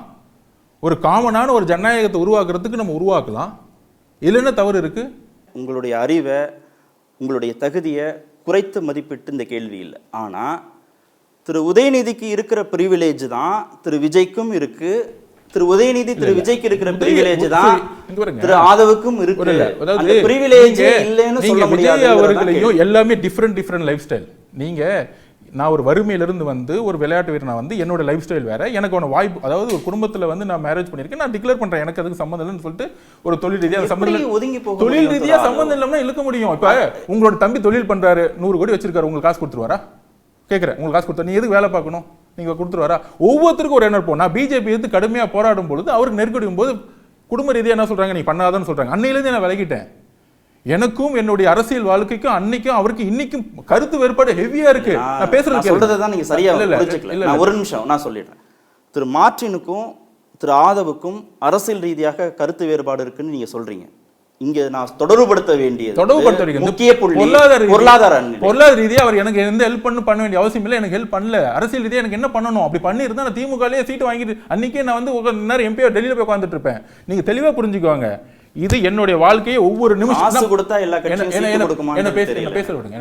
நீங்க சொன்னீங்க அப்ப நீங்க எதனை கனெக்ட் பண்றீங்க? உங்களுக்கு பொருளாதார வலிமை இருக்கு, அப்ப நீங்க வந்து பிரிவிலேஜ் எடுத்துக்கிறீங்க. கட்சி பொறுப்பு நான் எங்க இருந்தேன்? திமுக கட்சி பொறுப்பு இல்லையே. ஐடென்டிஃபை தெரியாம கட்சி பொறுப்பு இருந்தா விசிகல ஏன் கொடுத்தாங்க? திமுகவுடைய கூட்டணியில எனக்கு அன்னைக்கு தளபதி வந்து ஒரு லிபர்ட்டி கூட கூட்டணி கட்சிகளை வந்து நம்ம வந்து பேசிட்டு இருக்கோம் இத்தனை தொகுதி. அப்ப அதே திருமாவளவன் சார் வந்து டிக்ளேர் பண்ணிருப்பாரு, எனக்கு வந்து பேச்சுவார்த்தை நடத்தினது வந்து சபரீஷ் அவர்கள், அர்ஜுன் அவர்கள் தான். நான் தான் அந்த பொறுப்பெடுத்துக்கிட்டேன், அண்ணங்கிற முறையில் நான் பொறுப்பெடுத்துக்கிட்டேன். அப்ப நான் அவர்கிட்ட பேசி 25 ஆண்டு காலமாக விசிகாவுடைய மேன்மைக்காக விசிகாவுக்கு பணம் வசூலித்து நிதி ஆதாரத்தை வசூலித்து கொடுத்து பல 100 மாநாடுகளில் வேலை செஞ்ச எத்தனையோ பேர் இன்னும் துணை பொதுச் செயலாளர் ஆக முடியாம பிரிவிலேஜ் இருக்குன்னா திமுகலே நான் நேரம் ஒரு போஸ்டிங் வாங்கிட்டு நான் நேரம் முக்கியமான இடத்துல இருக்கேன். அதாவது 509 கோடி ரூபாய் திமுக கொடுத்துருக்காங்க போது எனக்கு ஒரு எம்எல்ஏவோ எனக்கு ஒரு மினிஸ்ட்ரியோ இல்லை எனக்கு ஒரு எம்பியோ உருவாகி இருக்க முடியாது. நீங்க சொல்ற பிரிவிலேஜ் இருந்துச்சுன்னா பிரிவிலேஜ் இல்லாம கட்சியில சேர்ந்த மிக குறுகிய காலத்துல எப்படி நீங்க அடுத்த பாயிண்ட்க்கு வரேன் நான். தேர்தல் அரசியல்ல 2018 விசிகேவை உள்ள சேர்த்த முக்கியமான தேர்தல் திமுகவுடைய மாவட்ட செயல் கடுமையாக எதிர்க்கிறாங்க விசிகேவை சேர்க்கக்கூடாதுன்னு. அப்போ நான் பிரசன்டேஷனில் தலித் ஓட்டு எந்த அளவு கன்சாலிடேஷன் வந்து திருமணம் மூலியமா நடந்துகிட்டு இருக்குங்கிற ஒரு விஷயத்தை பதிவு பண்ணி திமுக வரணுங்கிறதுல நாங்கள் உறுதியாக இருந்து பேச்சுவார்த்தையில் நானும் சபரீஷ் அவர்களும் இருக்கும் பொழுது நாங்கள் வந்து கூட்டணியில் அவர் வந்து 2 தொகுதியில் ஒரு தொகுதி சிம்பிள், ஒரு தொகுதி டிஎம்கே சிம்பிள், ஒரு தொகுதி ஓன் சிம்பிள்னு சொல்லிட்டு ஃபினிஷ் பண்ணும் பொழுது அந்த காலத்திலிருந்து விசிகே திமுக வரணுங்கிற ஒரு உணர்வில் இருந்து, ஏன்னா தலித் மக்கள் அதிகாரத்துக்கு வரணுங்கிற உணர்வில் இருந்து அவரோட நான் கனெக்ட் ஆகிறேன். அப்போ இந்த வேலையெல்லாம் பார்த்து நான் பண்ணுற ஒர்க்கை பார்த்துட்டு நீங்கள் விசிகேவில் அடுத்த கட்ட லெவலில் அப்டேட் பண்ணுறதுக்கு நீங்கள் வந்து ஒர்க் பண்ணுங்கன்னு 2 வருஷம் கழிச்சு அவரை நான் அழைச்சார். அதில் தான் நான் போய் ஜாயின் பண்ணி கேம்பெயின் ப்ரோக்ராம் உருவாக்கணும். நீங்கள் ஒரு வாய்ஸ் ஆஃப் காமன்ஸ் நிறுவனத்துடைய தலைவராக திரு ஆதவாக ஒரு தலித் தமிழ்நாட்டுக்கு முதல்வராகணும், திரு திருமாவளவன் தமிழ்நாட்டுக்கு முதல்வராகணும் அப்படின்னு நீங்கள் பேசியிருந்தால் அது வேறு விதமாக அணுகப்பட்டிருக்கும், கவனிக்கப்பட்டிருக்கும். திரு திருமாவளவனுக்கு இவ்வளவு நெருக்கடியை தொடர்ந்து விளக்க மட்டுமே கொடுத்துருக்கக்கூடிய ஒரு சூழலை உருவாக்கியிருக்காரு. ஆனால் நீங்கள் விசிகாக்குள்ளே இருக்கீங்க, துணை பொதுச் செயலாளர் பொறுப்பில் இருக்கிறீங்க. ஆனால் நீங்கள் ஜெயலலிதா பற்றி ட்வீட் பண்ணுறீங்க, மழை பாதிப்பு நிவாரணத்தை சரியாக செய்யலைன்னு விமர்சனம் பண்ணுறீங்க. அதை வந்து அவருக்கு நெருக்கடியை உள்ளாக்கிட்டே இருக்கிற போது தான் அவருக்கு நம்ம தலைமை மீதான நம்பகத்தன்மையே திரு ஆதவால கேள்விக்குள்ளாக்குங்கிற இடத்துக்கு தானே அவர் நகர்றாரு. திரும்ப பதிவு பண்ணுவா இது வந்து ஒரு எப்பயுமே ஒரு பதிவு பண்ண, இது ஜனநாயகம் இருக்கும், எல்லாத்துக்கும் கருத்து சொல்றதுக்கான எல்லா உரிமையும் இருக்கு, தனிப்பட்ட தாக்குதல்கள் தவிர. நீங்கள் சொல்கிற மேடம் ஜெயலலிதா மேலே ட்வீட் போகிறேன்னா எனக்கு மேடம் பிடிக்கும் ரொம்ப. 2016 ஒரே தலைமை நான் எலெக்ஷனில் ஒர்க் பண்ணி பார்த்துருக்கேன். நான் அம்மா வந்து எப்படி ஒர்க் பண்ணிருக்காங்க நான் பார்த்துருக்கேன். யாருமே நிற்காம ஒரு சிம்பிள் 234 தொகுதி நிற்க வச்சு நாங்கள் ஒரு பெரிய கேம்பெயின் பண்ணிட்டு இருந்தோம். ஆனால் அதை பிரேக் பண்ணி தனியாக நிற்க வச்ச ஒரு வரலாறு வந்து எனக்கு வந்து பிரமிக்க வச்சுச்சு. ஸோ எனக்கு பிடிக்கும், அவங்களுடைய கருத்துக்களில் வந்து எனக்கு பிடிக்கும். அதில் நான் ட்வீட் போடுறேன். அதனால என்ன பிரச்சனை உங்களுக்கு? Okay, voice of commons Aadhav Arjuna போட்டிருந்தாருன்னா அப்படி கிடையாது, அப்படி கிடையாது. அதாவது இது ஒரு ஜனநாயக இயக்கம். நீங்கள் மலை வெள்ளத்தை பற்றி பேசுறீங்க, அப்போதான் நான் சொல்ல வரேன். 3 நாள் நான் அமைதியாக இருக்கிறேன்.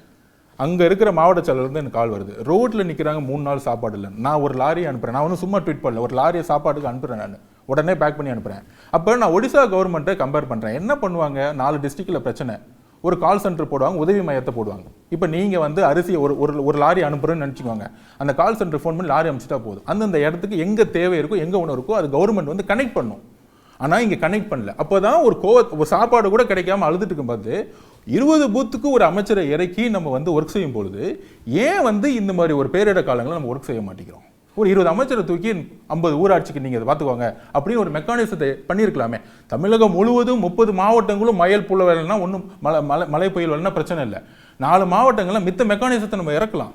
அப்போ இறங்களுடைய நடவடிக்கைகள் செயல்பாடுகள் ஒரு சஸ்பீசியஸாக இருக்கிறதாக நீங்கள் உணரலையா? அதாவது நான் எங்கெல்லாம் டாட்டை கனெக்ட் பண்ணுறப்பார், ஒரு நூல் வெளியீட்டு விழா, அதில் புதுசாக கட்சி தொடங்கி அரசியலுக்கு வந்த திரு விஜயை மேடை ஏற்றி கருத்தியல் தலைவராகணும், களத்துக்கு வரணும், தமிழ்நாட்டின் முதல்வராகணும், அரசியல் மாற்றத்தை கொண்டு வரணும்னு அவரை புகழ்ந்து நீங்கள் பேசுகிறீங்க. இன்னொரு பக்கம் முன்னாள் முதல்வர் திருமிகு ஜெயலலிதா குறித்த ஒரு ட்வீட்டை போடுறீங்க. இன்னொரு பக்கம் திரு உதயநிதி மீதான விமர்சனம், இன்னொரு பக்கம் மழை நிவாரண பணிகள் குறித்த விமர்சனம். அப்போது இங்கே அதிமுக சார்பு நிலை ஒரு பக்கம், விஜய் சார்பு நிலை ஒரு பக்கம், இன்னொரு பக்கம் திருமாவை முதல்வராக்கணும்னு ஒரு பக்கம் நிற்கிறீங்க, இன்னொரு பக்கத்தில் கூட்டணி தொடர்பான விமர்சனங்கள்லாம். ஒட்டுமொத்தமாக உங்கள் நடவடிக்கைகளை பார்க்குற போது கொஞ்சம் நீங்கள் சஸ்பீசியஸாக இருக்கிற மாதிரி தானே அணுகுறாங்க இல்லை? அதாவது சுதந்திர உணர்வோட ஒருத்தர் இருக்கிறது வந்து தவறுன்னு சொல்ல வரீங்க நீங்கள், அவ்வளோதான். உங்களுடைய பாயிண்ட் ஆஃப் வியூ என்னென்னா, நான் என் கட்சியில் வந்து ஒரு விஜய் அவர்களை மேடையில் வச்சுக்கிட்டே ஒரு தலித் முதலமைச்சர் ஆகணும்னு நான் சொல்கிறேன், ஒரு கொள்கை சார்ந்த தலைவர் முதலமைச்சர் ஆகணும்னு சொல்கிறேன். நான் வந்து திரு விஜய் அவர்கள் முதலமைச்சர் ஆகணும்னு எங்கேயுமே டிக்ளேர் பண்ணல. நம்பர் 1 சஸ்பீசியஸுங்கிறீங்க நீங்கள். அப்படி பண்ணியிருந்தா அந்த மேடையில் நான் பேசி முடிச்சிடுறேன். இந்த மேடையோடைய வெற்றி தலைவர் திருமாவளவனுடைய வெற்றின்னு பதிவு பண்ணுறேன். ஒரு நான் தலித் வந்து இந்த புக்கை ரிலீஸ் பண்ணுறது, அம்பேத்கர் பற்றி பேசுகிறது ஒரு பெரிய விஷயங்கிறேன். நீங்கள் திரு விஜய் அவர்கள், சகோதரர் விஜய் அவர்களை வந்து பேச நாங்கள் வந்து ஓகே பண்ணது வந்து அவர் கட்சி ஆரம்பிக்க போகிறதுக்கு முன்னாடி. அவர் வந்து எஜுகேஷனில் வந்து ஸ்காலர்ஷிப் பண்ணும்பொழுது அப்போ அவர் என்ன திமுக பற்றி என்ன பேசுவாருங்க கூட யாருக்கும் தெரியாது. நீங்கள் இப்படி யோசிங்க. கட்சி ஆரம்பித்த பிறகு இந்த நிகழ்ச்சியில் திரு திருமாவளவனும் திரு விஜயும் கலந்து கொண்டால், அதுவும் விஜய் மாநாடு நடத்தின பிறகு அவர் அதில் பேசின பிறகு இருவரும் ஒரே மேடையில் கலந்து கொண்டால், அது எப்படியாக அரசியல் ரீதியாக புரிந்து கொள்ளப்படும், ராஜ்நாத் கூட்டணி சிங் அடிப்படையில் எப்படி அணுகப்படும், நீங்க எல்லோருக்குமே தெரிந்த நான் விஷயம். ஒண்ணே சொல்ல திரு ராஜ்நாத் சிங்கையும் அண்ணாமலை அவர்களையும் கலைஞர் கருணாநிதி ஐயாவுடைய சமாதி கூட்டிட்டு போயிட்டு அண்ணாமலையை வந்து நீங்க கட்டி பிடிக்கிறீங்க. உங்களுக்கு ஒரு நியாயம், கூட்டணி கட்சிகளுக்கு ஒரு அதுக்கு அவங்க நியாயம். விளக்கம் சொன்னாங்க இல்லையா, நிர்வாக ரீதியாக மத்திய அரசு தான் அந்த நாணயத்தை வெளியிட முடியும். தவறு, இது ஸ்டேட் சப்ஜெக்ட்னு அப்பயே கிளாரிட்டி பண்ணிட்டாங்க. நிதி அமைச்சர் அனுமதி கொடுத்தாதான் வெளியிட முடியும் நாணய வெளியீடு. நிதி அமைச்சர் வந்து அனுமதிக்கும் ஒரு விஐபி கூட்டிட்டு வரதுக்கும் அவங்களுக்கு வந்து எல்லா உரிமை இருக்கு. கூட்டிட்டு வரலாம், கூட்டாம போடலாம். நீ சொல்றதா புரோட்டோகால் படி கூப்பிட வேண்டிய அவசியம் இல்லை. ஒரு கலைஞர் நூல் வெளியீட்டு விழாவுக்கு நீங்க பாஜக தரப்புல இருந்து வர்றாங்க அப்படின்னா நீங்க சொல்ற கேள்வியை அவங்கள்ட்ட நம்ம முன்வைக்க முடியும். எந்த விழா ஒரு நாணய வெளியீட்டு விழாங்கிறது மத்திய அரசு அனுமதியோடு நடக்கணும்ன்றதுனால மத்திய அரசு பிரதிநிதி பங்கேற்றார்கள். மத்திய அரசு அனுமதிக்கும் யாரு வந்து ஒரு சீஃப் கெஸ்டா கூப்பிடுறதுக்கும் நீங்க ரெண்டுத்தையும் கன்ஃபியூஸ் பண்ணாதீங்க. அது வந்து யார் வெளியிடுறாங்க அவங்களுடைய உரிமை. இல்ல, நாணயம் வந்து மத்திய அரசு தானே வெளியிடும். மத்திய அரசு பர்மிஷன் கொடுக்கிறது, நாட் அவங்களுக்கு அத்தாரிட்டி கிடையாது. நீங்க இவங்களை தான் சீஃப் கெஸ்டா போகணுங்கிற அத்தாரிட்டி கிடையாது. நீங்க யாரை வேணா கூப்பிடலாம். நீங்க ராகுல் காந்தி அவர்களை கூட கூப்பிடலாம் சீஃப் கெஸ்டா, கூட்டணி கட்சிக்காரங்களை வச்சு கூட கூப்பிட்டுருக்கலாம். சோனியா காந்தி மேடம் அவர்களை கூட கூப்பிட்டுருக்கலாம், நெருங்கி பழகுனவங்க. சரி, அவங்க வந்து ஓகே, என்ன நிலைப்பாடுன்னு எனக்கு தெரியாது, அவங்க ஒரு முடிவு எடுத்தாங்க. இதை வந்து கூட்டணி கட்சி என் தலைவரே போய் உட்காந்துருந்தாரு, அதில் என் தலைவர் கீழே உட்காந்துருந்தார். இது ஒரு அழகான ஒரு இதுதான். இது வந்து யாருமே வந்து இதுக்குள்ள ஒரு எல்லாரும் நினைக்கிற மாதிரி ஒரு எந்த விதமான முரண்பாடு கருத்துக்களையும் நான் எதுவும் சொல்லலையே, யாரும் சொல்லலையே. அப்போ இந்த முரண்பாடுகள் ஏன் இங்கே மட்டும் உருவாக்கப்படுதுன்னா, இங்கே தான் நான் வந்து கம்யூனிஸ்ட் தோழர்களை பார்க்குறதுக்கும், அதான் சாம்சங் போராட்டத்தில் திரு வாசுகி மேடத்தோட ஸ்டேட்மெண்ட்டையும் நீங்கள் சவுந்தரராஜன் ஐயாவோட ஸ்டேட்மெண்ட்டையும் பாருங்கள், கடுமையாக விமர்சிப்பாங்க. ஃபோன் பண்ணி ஒரு துணை பொதுச்செயலாளர் வந்து மேடையில் வந்து இல்லை கடுமையாக வந்து அரசு திட்டாங்க, அவங்கள வந்து கட்சி விட்டு தூக்குங்க சொல்ல மாட்டாங்க. அது ஏன் விசிகேல மட்டும் சொல்கிறாங்க? ஆட்சியிலும் பங்கு அதிகாரம் பங்கு கேட்டதுக்கு நீங்கள் சொல்கிற மாதிரியே விமர்சனமாக நான் வந்து யார் பேரையும் குறிப்பில்லை. நீங்களே வந்து இவர் பேர்னு என்னுடைய கருத்தியல் வந்து யார் பேரையும் கொடுக்காம நான் ஒரு கருத்தை சொல்கிறேன். என்னங்க 4 வருஷத்துக்கு முன்னாடி சினிமாவில் வந்தவங்க டெப்டி சிஎம் ஆகிறாங்க அப்படின்னு வந்து நான் வந்து எனக்கு கருத்து சொல்கிறேன். தப்பாக ரைட்டான்னு மக்கள் முடிவு பண்ணிக்கிட்டோம். அந்த கருத்தை சொல்கிறதே தவறுன்னு ஒரு ஜனநாயகத்துக்கு அப்பாற்பட்ட ஒரு சிந்தனை இருக்குல்ல, இதுதானே பெரியார் எதுக்குறாரு. ஏன் இந்த ஜனநாயகத்துக்கு அப்பாற்பட்ட சிந்தனையை நீங்கள் உருவாக்குறீங்க? அதனால தான் நம்ம மன்னராட்சி மனப்பான்மை கொண்ட மனப்பக்குவம் நான் சொல்லிட்டேன். 6 மாத காலம் இடைநீக்கம் செய்யப்பட்டிருக்கீங்க கட்சியிலிருந்து. இதில் வெளியிலிருந்து வரக்கூடிய பார்வைகள் வெவ்வேறானதாக இருக்குது. ஒன்று, திரு விஜயோடு திரு ஆதவர்ஜனா சேருவார் குறித்த பேச்சுக்கள், இல்லை மீண்டும் 6 மாதம் கழித்து விசிகாவுக்கே திரும்புவார் அப்படின்னு சில நிலைப்பாடுகள். ஏதாவது அப்படியாக ஒரு உத்தேச திட்டங்கள் ஏதாவது இருக்கா? எனக்கு 15 வயசுலேருந்தே அது ப்ராப்ளமானு தெரியாது, என்னோட ஸ்ட்ரென்த்தானு தெரியாது. என்னுடைய மனசாட்சிக்கு உட்பட்டு நான் ஒரு இடத்துல இருக்குன்னு நினைக்கிறேன். அதில் எனக்கு எந்த எதிர்பார்ப்பும் கிடையாது. எனக்கு ஒரு எம்எல்ஏ ஆகணும், மினிஸ்டர் ஆகணும், இதில் இப்படி ஒரு நெரேட்டிவ் செட் பண்ணி நம்ம போகணும் அப்படிலாம் கிடையாது. நான் என்னுடைய மக்களுடைய பிரச்சனை, ஏன்னா நான் வந்து ஒரு தமிழ் வழி கல்வியில் படித்த மாணவன், அரசு பள்ளியில் ஒரு ஏழை விளையாட்டு மாணவனாக இருந்து இங்கே வந்திருக்கேன். அப்போ என்னுடைய எல்லா தொழில்களும் வேணான்னு சொல்லிட்டு நீங்கள் சொல்கிற மாதிரி எந்த விதமான நீங்கள் சொல்கிற மாதிரி என்னுடைய குடும்பத்தில் மிகப்பெரிய ஒரு பெரிய பணம் இருந்தாலும் எனக்கு எதுவுமே வேணான்னு நான் படி தனியாக வந்து என்னுடைய அரசியல் நிலைப்பாடை எடுத்துட்டு இருக்கேன். கடினமான நிலைப்பாடு தான். 6 மாதம் நான் பேசி முடிச்சிடுறேன். 6 மாதம் வந்து என்ன நினைக்கும் போது எனக்கு கடினமான வழி தான். எனக்கு இல்லை வாழ்வாதாரத்துக்கு நான் பேசி முடிச்சிடுறேன். நீங்க இந்த மாதிரி ஒரு எலெக்ஷன் ஸ்ட்ராட்டஜிஸ்டா இருக்கிற போது உங்களுக்கு பணம் நான் பேசி முடிச்சேன். பொருளாதாரம் எங்க அது எப்படி உருவாக்கணும்னு எனக்கு தெரியும். அது எப்படி எனக்கு எப்படி உருவாக்கணுங்கிற அறிவு எனக்கு இருக்கும். நீங்க எடுத்து பார்த்துக்கலாம். நான் தான் சொல்லிட்டேன், எனக்கு லாட்டரி தொழில நான் இல்லை, திமுகவுடைய விசுவாசியா என்னோட மாமனார் இருக்காரு, நான் அதுல இருந்து விலைக்கு வந்து ஒரு கேம்பெயின் பண்றேன், பிஜேபிக்கு எதிராக கேம்பெயின் பண்றேன். என்னால என்ன பொதுவெளியில சொல்லலாம், ஒரு நிமிஷம் இல்லைங்க, என்ன இந்த தொழில் பண்றேன், இதுல இருந்து எனக்கு வருமானம் வருது, இதை வைத்து நான் இதெல்லாம் செய்யறேன் சொன்னேன். நான் ஒரு மைக்ரோ ஃபைனான்ஸ் ஆரம்பிச்சுட்டு நான் வந்து அதுல இருந்து எக்ஸிட் ஆயிட்டு அதுல வர வருமானத்தை மட்டும் வச்சுக்கிட்டு நம்ம கீழே கிரவுண்ட்ல நின்றுட்டு இப்போ போராடிட்டு இருக்க மாட்டேன். இல்லை, இந்த எனக்கு ஒரே ஒன்று தான், நான் சுதந்திரமா செயல்படணும். என்னுடைய தேர்தல் பயணத்துல வாழ்வதற்கு பணம் வேணும். என்ன அதை எப்படி ஈட்டுகிறீர்கள்? இப்ப எலெக்ஷன் நாளைக்கு வெளிப்படையாக மக்களுக்கு சொல்ல, நாளைக்கு எலெக்ஷன் கேம்பெயின் பண்ணும்போது நான் அதுக்கு ஒரு ஃபீஸ் வாங்குவேன். என்னால முடியாதா? எனக்கான அறிவு இருக்கு, என்னால ஃபீஸ் வாங்க முடியும், என்னால அதை வாழ்க்கையை நடத்த முடியும், பிரச்சனை கிடையாது. இப்போ என்ன பணம் வந்திருக்கோ அதில் வச்சு நான் வந்து ஒரு எப்படி வச்சு நான் வந்து வாழ்க்கை வாழ முடியும். எனக்கு இன்னுமேட்டு தொழிலை உருவாக்குறதுக்கும் அந்த தொழில் மூலயமா வரக்கூடிய பணமும் எனக்கு எந்த வசதி வாய்ப்பும் எனக்கு கிடையாது. அதை நான் இங்கே ஓப்பனாகவே பதிவு பண்ணுறேன். அதனால தான் நான் அரசியல் பாதைக்கு முழுசாக வந்துட்டேன். 15 வயசுல கருப்பு சட்டை போட்டா இன்னைக்கு நான் கருப்பு சட்டை இறுதி வரை போட்டு விசிகா, இறுதி வரை திருமாவளவன் ஒரு நிலைப்பாடுல இருக்கீங்க. இது அவருடைய முடிவு தான். என்ன அவருடைய நீக்கினது முடிவு, அவருடைய 6 மாதம் ஒரு நிமிஷம் இடைநீக்கம். என்ன சேர்த்தது அவருடைய முடிவு, கட்சியோட பொறுப்பு கொடுத்தது முடிவு, நீக்கினது அவருடைய முடிவு. இல்ல அதாவது இந்த இந்த மீண்டும் விசிகாக்குள்ள இந்த வரலாம். பயணம் ஒரு நிமிஷம் இல்லை, இந்த பயணம் வந்து இப்போ பண்ணா வந்து நமக்கு பிரச்சனை வருதுன்னு அவர் நிப்பாட்டிட்டாருன்னா நான் நிப்பாட்டிட்டு அடுத்த கட்டத்துக்கான பயணத்தை வந்து நம்ம யோசிக்கணும். ஸோ அவருடைய முடிவில் தான் என்னோட இருக்கு. எந்த முடிவாக இருந்தாலும் நான் அவர்கிட்ட கன்சல்ட் பண்ணுவேன். அந்த கட்சியில் தொடரல இல்லை கட்சியில் திருப்பி மீண்டும் வந்து பிரச்சாரத்தை உருவாக்குறோம், எல்லாமே நான் அவர்கிட்ட வந்து ஒரு உரிமை இருக்கு என்கிட்ட பேசுறது. அவர்கிட்ட உரிமையும் அந்த ஜனநாயகமும் அவர்கிட்ட இருக்கு நான் பேசுறதுக்கு. இதுல வந்து ஒரு முரண்பாடு, அதனால வந்து அவரோட சண்டை, அதனால அவருக்கு எதிராக நான் பேசுவேன். இந்த நிறைய பேர் சொல்லி கட்சியை விட்டு வந்து கட்சியை உடைச்சிட்டு போறாங்க. கட்சி ஒரே ஒரு தலைவர் தான், அவர் தான். அங்க இருக்க அங்க எல்லா மக்களும் தொண்டர்களும் அவருடைய பேச்சு அப்படியே கேட்பாங்க. அதுல ஒரு ஆள் நான். வாழ்த்துக்கள் புதிய பயணத்திற்கு. நன்றி, வணக்கம். நன்றி, மீண்டும் சந்திப்போம். நன்றி, வணக்கம்.